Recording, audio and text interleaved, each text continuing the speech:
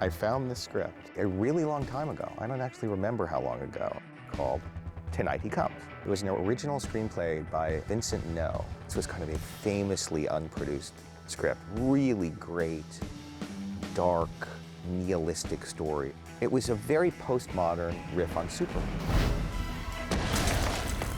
Keith asked me if I was interested in this movie about a superhero who was kind of alienated, and showed me a screenplay by Vincent No, and I fell in love with the idea of it. And so Akiva and I started developing it together as something for me to direct. Akiva Goldsman mentioned the idea that Michael Mann was working on a superhero movie, and I was like, what is the Michael Mann version of a superhero? And I got the script, and it was just a dead serious, straightforward look at what it would be like to be a superhero.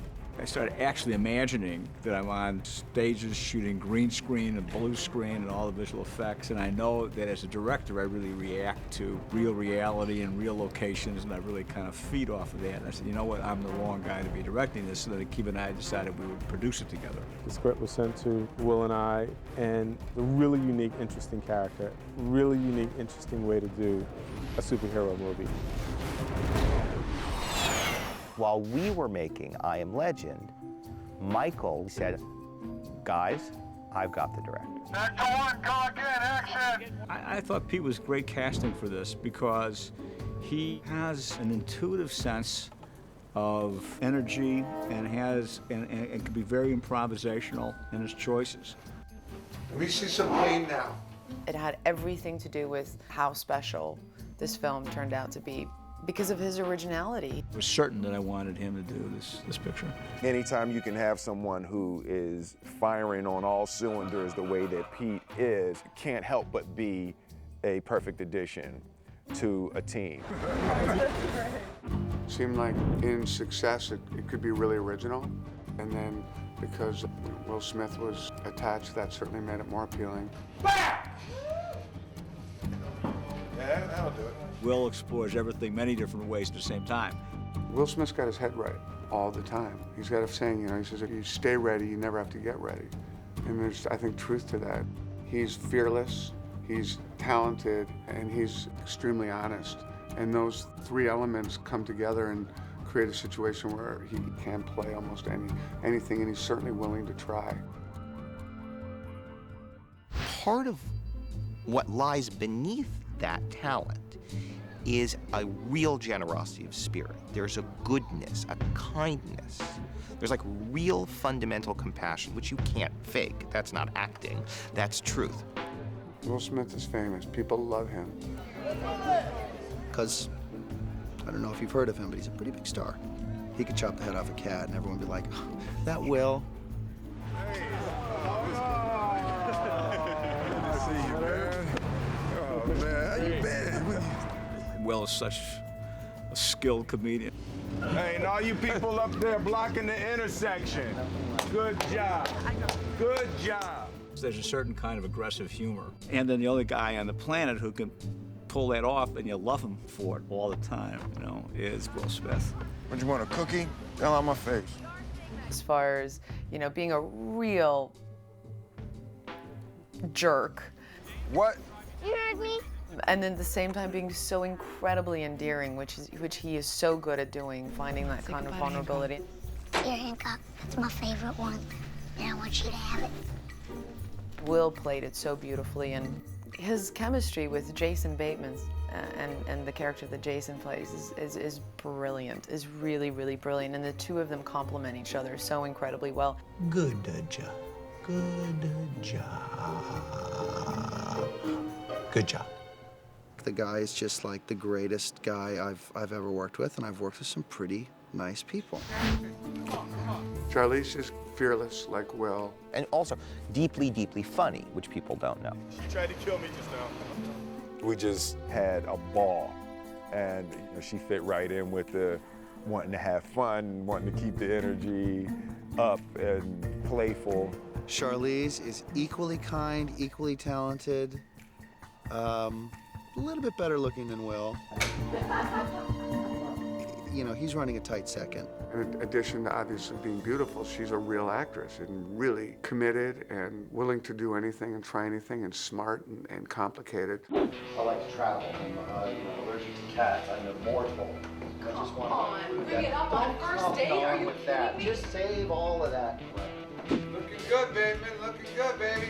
And then Jason Bateman, I was in the middle of working with him and I was reading the script and he walked by one day and, so what are you reading? And I said, Tonight He Comes. He's like, I'm doing that movie. And I'm like, maybe I'm doing that movie too. And I said, is that right? He's like, all right, we're doing that movie together. And I said, okay. And so we didn't talk about it for a while. And then on Rap Day, when everyone says, you know, hey, nice to work with you, and hug, kiss, goodbye, he whispered in my ear that there might be a good chance that we're doing it together. So that was a very exciting goodbye. And then a month or so later, I heard from him, and here I am. Lucky boy. Come here, we're gonna do great out there, and we're gonna fix everything. Do you know what I mean? I know what you mean, right? Jason's the total package, and you need that. Just as a guy in the audience, you're thinking, I would want to be friends with him. So you understand why Hancock would. I mean, he's genius. I think he's next as far as a leading man. Just his comedy, emotion, he's the truth. The three of them provided real quality acting for real drama and emotion. This felt like I was working with the absolute top of the top. Azul. I really was excited about the opportunity to try and create a new superhero. Whoa, hey. Hi. Not okay. Fundamentally, this is a construct that was given birth to by Vincent No and then raised by Vincent Gilligan. I had experience with Vince Gilligan from television, and then we got Vince involved, and we started enlarging the frame of it. Life here can be difficult for me. After all, I'm the only one of my kind. The mission for me, as described to me by Akiva Goldsman and Michael Mann, was to make the character and the story a little more accessible, if you will. You deserve better from me. I can be better. I will be better. It's such a unique, bizarre, wonderful concept. What's great about being able to do it with a superhero is you can tell the story with mythological proportions, but the patterns and the ideas of the story fit over everyday life. You save people's lives, and they reject you, and so you reject them back. It's a vicious cycle, and we're gonna break it. We're gonna start afresh. That's fantastic. All of those doors kind of open to us, and then start to feel like we have something that has a mythic backstory that we can make in a really nice way, kind of ordinary in the present. And when you look at Hancock, who has totally separated himself from humanity and from the world and from people, that idea that there is only misery in that kind of separation. What kind of bastard must I have been that nobody was there to claim me? The mythological idea of the story is that we all have purpose. And if you're not living the purpose that you have, that there's only going to be misery. You have a calling. You're a hero, Hancock. You're gonna be miserable the rest of your life until you accept that. Well, what is a superhero? Is it just this thing that we just accept? We just go, oh, well, they're superheroes. There's certain kind of mythic figures that are in our culture that perpetuate, they're universal in the human experience. There were these super beings that we came to know as gods. Gods, angels, different cultures call us by different names. Now all of a sudden it's superhero. But they were these immortal beings who had powers far beyond us, and yet who had the same weaknesses and anger issues and depression that we all have.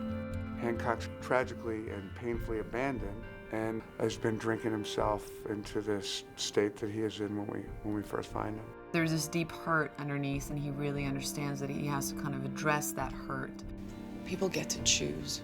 And you chose to let me think I was here alone. Turns out that he is not the last of his kind. They are the last two of their kind. What he doesn't remember is their endless push-me-pull-you of a relationship that has gone on for eons. Whatever I did, look at me. I'm sorry. What causes that, you know, the mutual attraction and mutual movement apart from each other that inevitably has always happened and has been going on for years. I'm gonna do this all day. The oppositional force was the relationship. So we had to imbue the relationship with a dynamic that could stop Hancock. They can't connect with each other, because if they connect with each other physically and emotionally, they lose their powers. And that's why Hancock is our last superhero. He never did that with another god. You have to leave. You'll start getting your powers back and saving people before you know it. The tragedy in this story is that he does love her, but he also is driven to save lives and to protect humanity. And he needs to be a superhero to do it. First and foremost, it's about relationships and how hard they are to maintain. All those years, not knowing who I was, looking for something. Hancock's missing some huge part of his life, a big hole, and it was Mary. So that's you. I guess that's what you're saying. You're what I was looking for. And the tragedy is that when he's with Mary, when he spends enough time with Mary, that bond creates this issue of them losing their powers. The powers sort of ebb away, which she wants more than anything. Or living forever isn't all there's cracked up to be. There's some real attributes to being part of the process of all other organic life on the planet and joining in that. I see the good in everybody, Ray. She's kind of relaxed over the millennia. I think she's come to realize over the many, many years that helping a few select people makes about as much sense as helping the masses. I thought it was really flawed and interesting, and I thought the story really kind of lent itself for us to have the opportunity to explore everything about the human condition.